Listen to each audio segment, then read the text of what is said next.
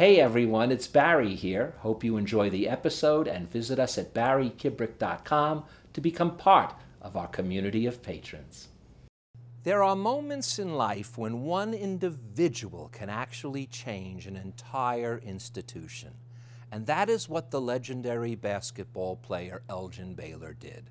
From inventing the one-handed jump shot to the reverse dunk, no one has ever seen anything like that 40 years ago.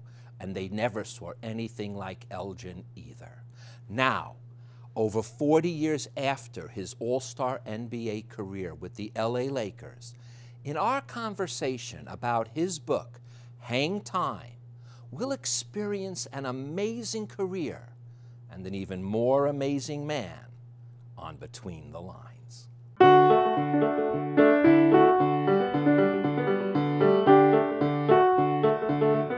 Between the Lines with Barry Kibrick is made possible in part by Patreon. Patreon helps creators build and run membership businesses, from podcasters to writers, musicians, artists, and more, with tools that allow their fans to become patrons.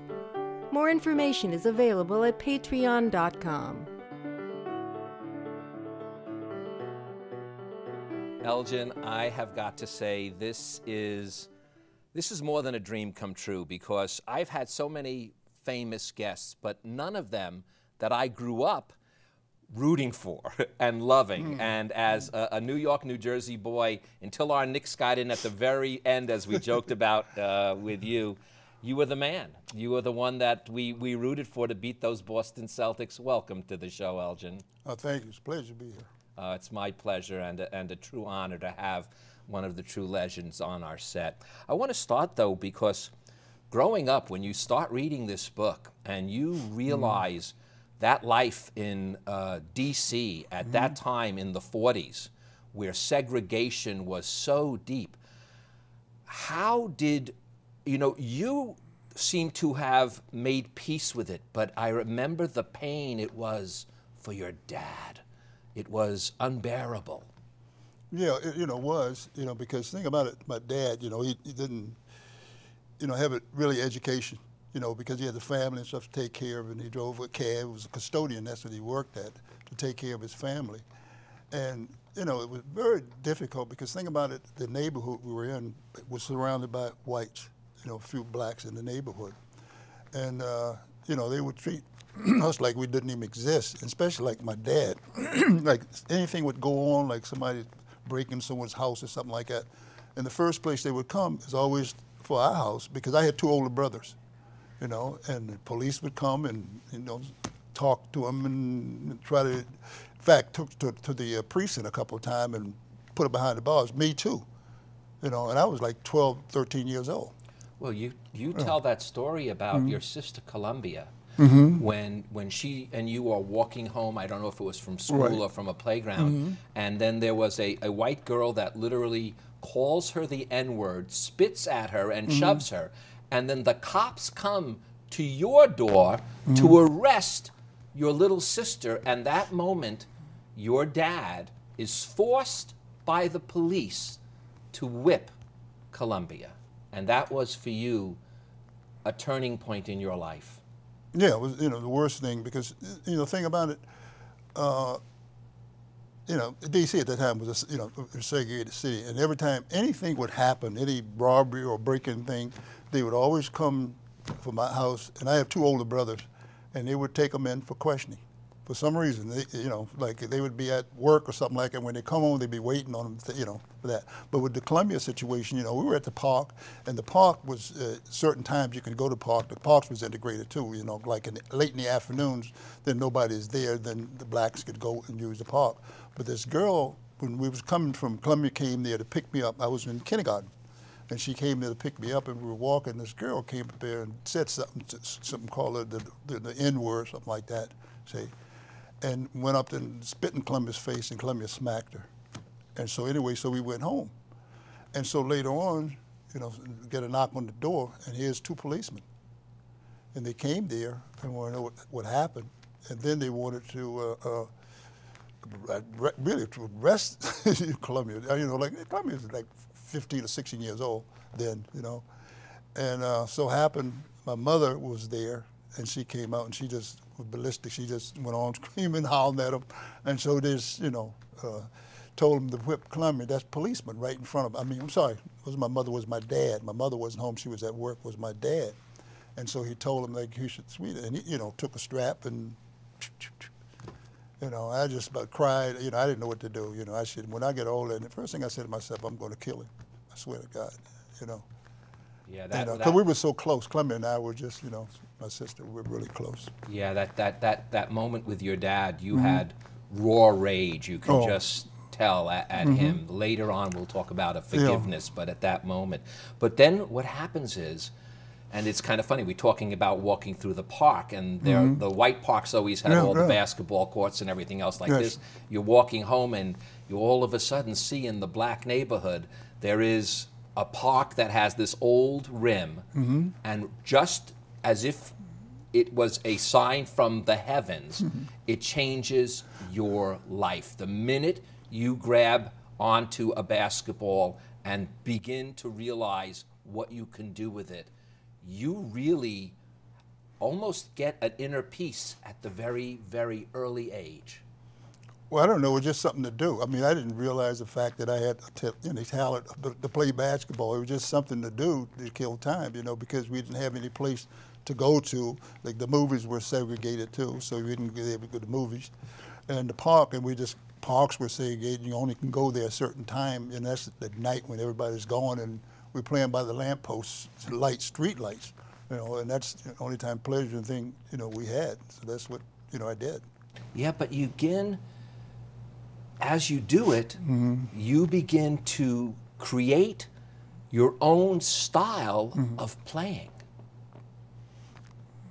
Well, I never, you know, I really, never thought about it, because what we would do, we would play a game called horse, you know, and whoever get to a certain number, you know, would win. And so I would try to do something different each time. You know, I never thought about I would be a good basketball player or something like that. I never even thought, it never entered my mind. I just had fun doing it. And we would do things, and I would try to think of things to do. And so I was able to do it. And a couple of times I was trying to remember, and I couldn't remember some of the things that I did. I couldn't remember. But I used to always do that and just practice something different. And each time I say I go out there, I'm going to do something different. And I never knew what I was going to do. Actually, whoever guarded me defensively, the guy, he would dictate to me what I'm going to do, how he's playing me. If he's playing me this way, then I'll go that way. Or you just stand flat-footed, I go up, you know.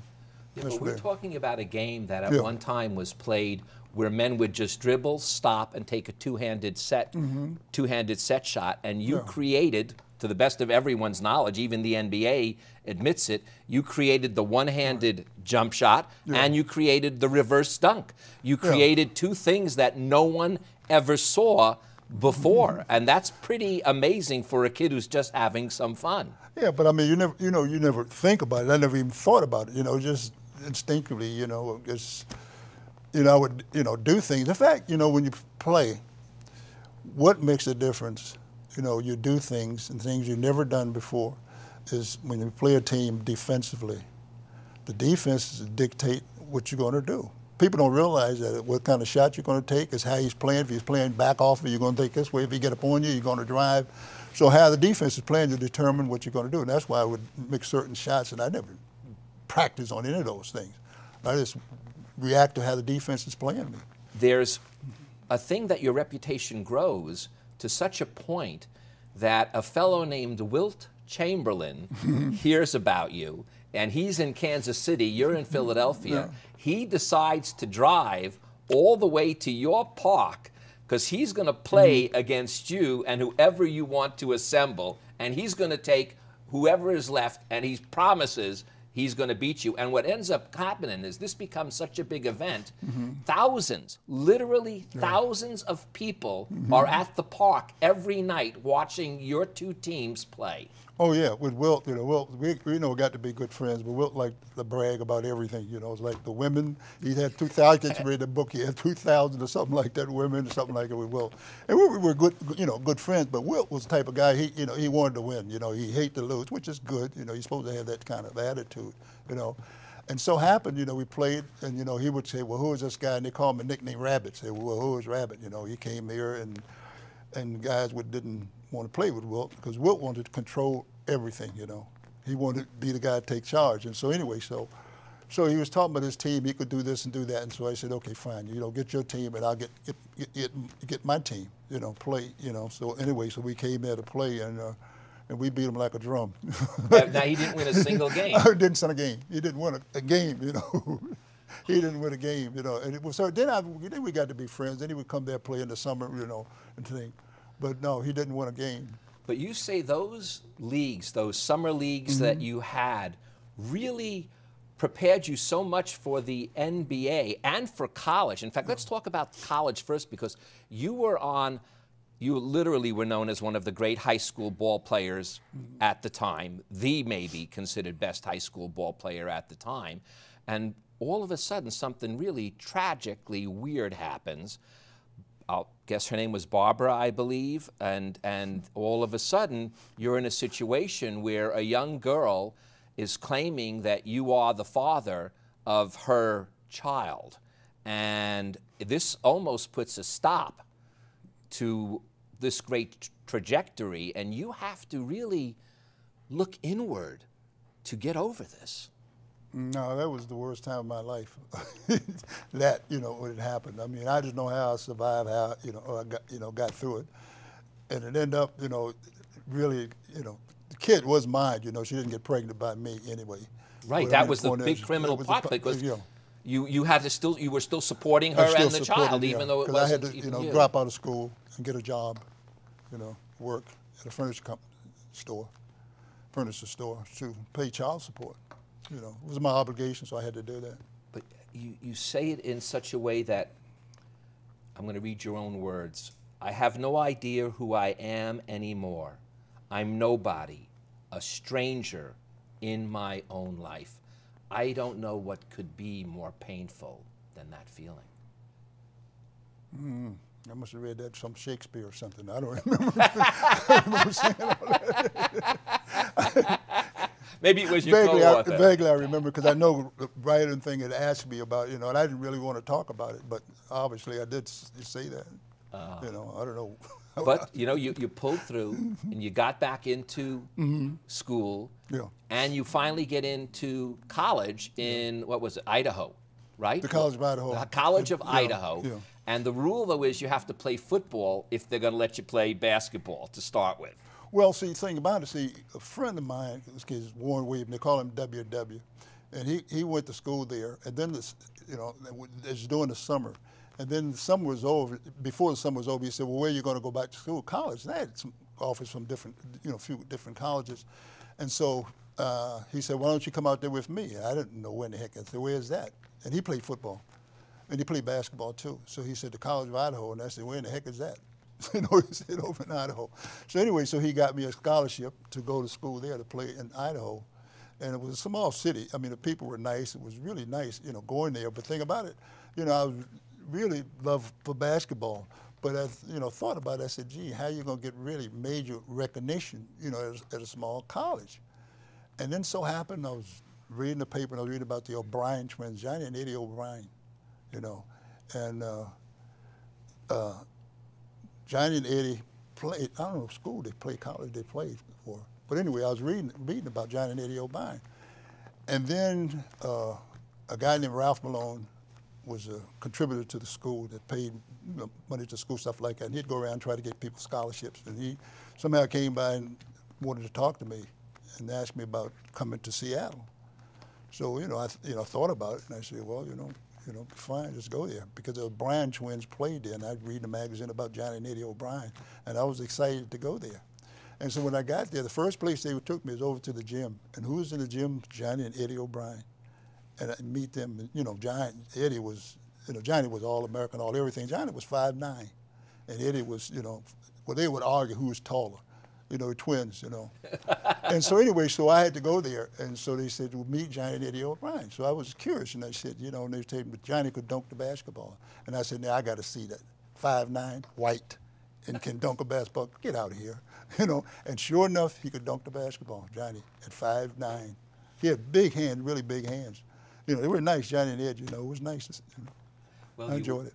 You playing, and all of a sudden you realize, and you're reading about another great, Bill Russell, who you have to meet. You make a decision. You actually decide to not barge in, well, almost barge in. You fake your way up to his hotel room.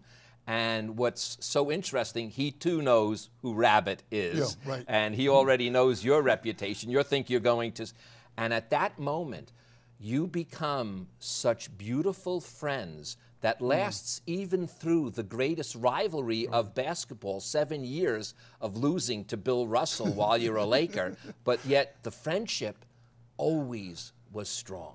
No, Russell was a funny guy. I mean, you know, it's like, you know, a lot of people really didn't understand Bill. A lot of people thought he was mean, angry guy about everything, and a lot of people didn't know how to approach Bill.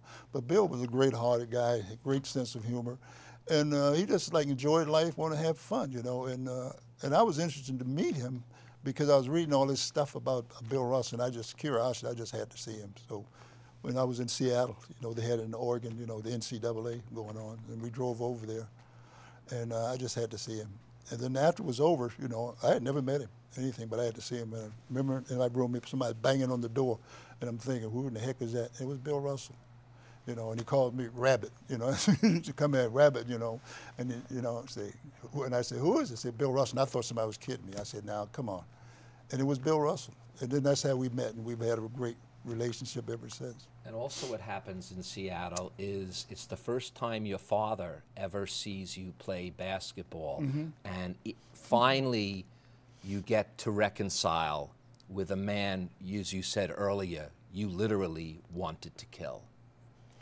Yeah, what he thought too then, you know, my father worked hard, you know, he didn't have a formal education or anything like that, you know. And, but he took, you know, care of his family, you know. And I don't know, because of the way, you know, he treated, you know, my mother, he didn't do anything to her, anything, my sister, anything like that. And I, you know, hated, I said, you know, my sister and the way, you know, treat her, beat her and stuff like that, you know. I was just torn apart because we were very close, my sister and I. And, you know, I said, you know, one day I'm going to kill him. I know I shouldn't have been thinking that way, you know. But, you know, finally got over it, you know, praying and believing that, you know, hey, things going to work out. So you did forgive. That's the thing. But, you know, you joked about Wilt hating to lose.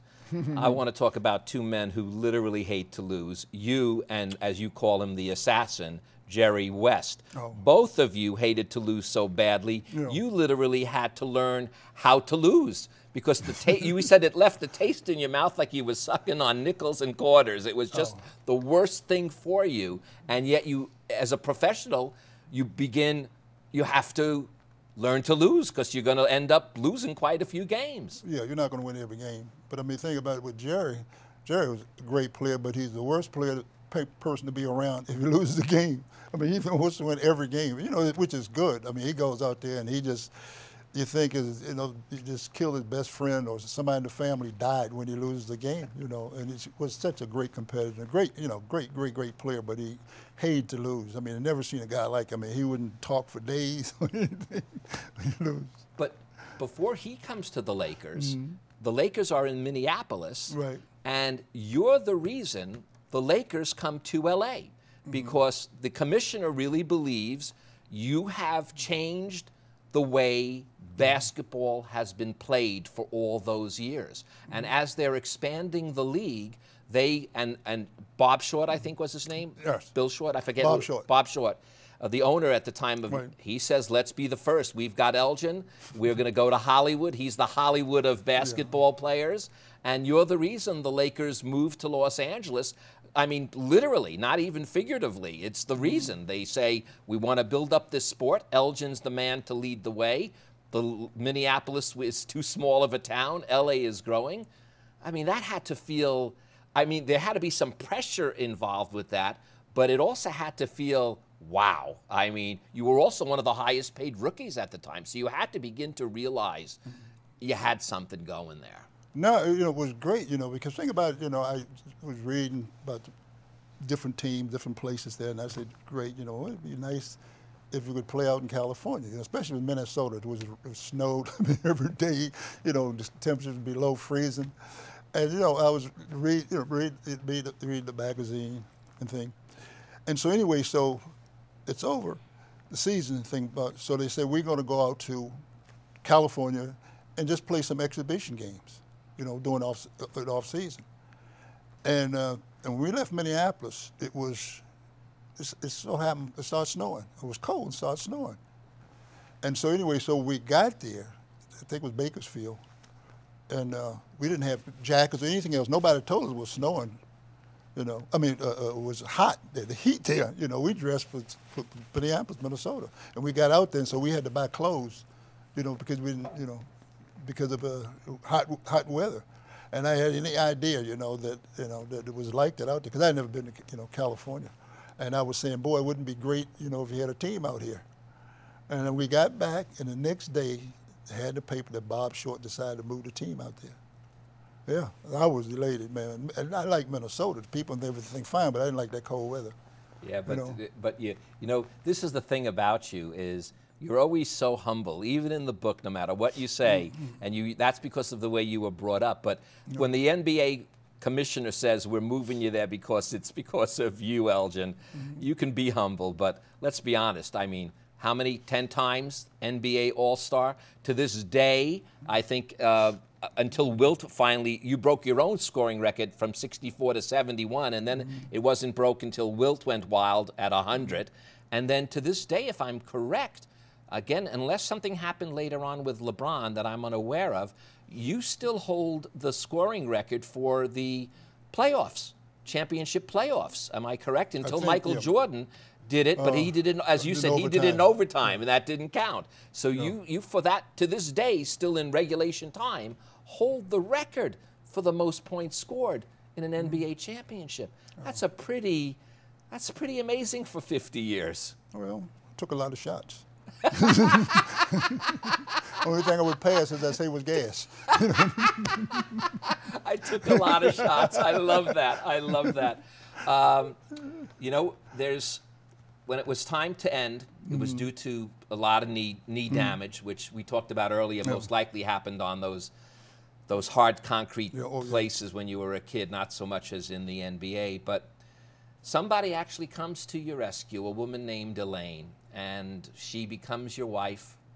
And I bring it up because I'm also blessed to have a woman come to my rescue, and that's my wife. And you really feel so strongly that your life makes a shift when that meeting occurs. Put some cotton in your ears. I want you to get a big head. Yeah, we should let the viewers know your wife is sitting in the studio. That's who you're talking to. No, okay. It was the greatest thing that's ever happened to me in my life, was to marry Elaine, meet her. And I mean, it's like, if it's this thing being a perfect person, she is. You know, really. I mean, she is a perfect woman, you know. And I mean, that's the best thing that's ever happened. Sorry. Please, Elgin, you don't have to apologize for that ever. But, I mean, I love her dearly. She's the best thing that ever happened to me. Oh, Elgin, you know, you're the best thing that happened to a lot of people. I got to tell you, look at you. You are a man of grace, dignity. You led this growth of the NBA, and here you cry out of love. I want to tell you, I loved you when I was a kid, watching you play, and I love you even more right now, sir. Oh, thank you. You're beautiful. I'm going to not make you cry anymore. I'm going to end the episode and make you feel like you can have a little time to yourself. I want to thank you, sir, for joining me so much on today's show. It was a pleasure. It was an honor. And thank you all for joining us. Elgin is going to spend a few more minutes talking about LeBron and the Lakers and the new NBA in our new feature, Afterwards, which you can find on barrykibrick.com. And it's coming immediately following this episode. But first, I'd like to leave you with these words from Hang Time, and you'll see what made Elgin cry. In life, you lose. You can't help it. I do believe you win more. What matters most is not what you accomplish or how much you accumulate, but how you spend your time and with whom. If you asked me for advice, I would say, find love, and then I would say, hold on. I'm Barry Kibrick. Between losing and winning, if you can find love, hold on. Thank you so much, sir. Oh, thank you. It's my pleasure. Thank you. To become part of the Between the Lines family, go to barrykibrick.com. There you can join our book club, participate in Q&As, catch past episodes, listen to Barry's podcasts, read his blog, and experience exclusive online features, all at barrykibrick.com. Between the Lines with Barry Kibrick is made possible in part by Patreon. Patreon helps creators build and run membership businesses, from podcasters to writers, musicians, artists, and more, with tools that allow their fans to become patrons. More information is available at patreon.com.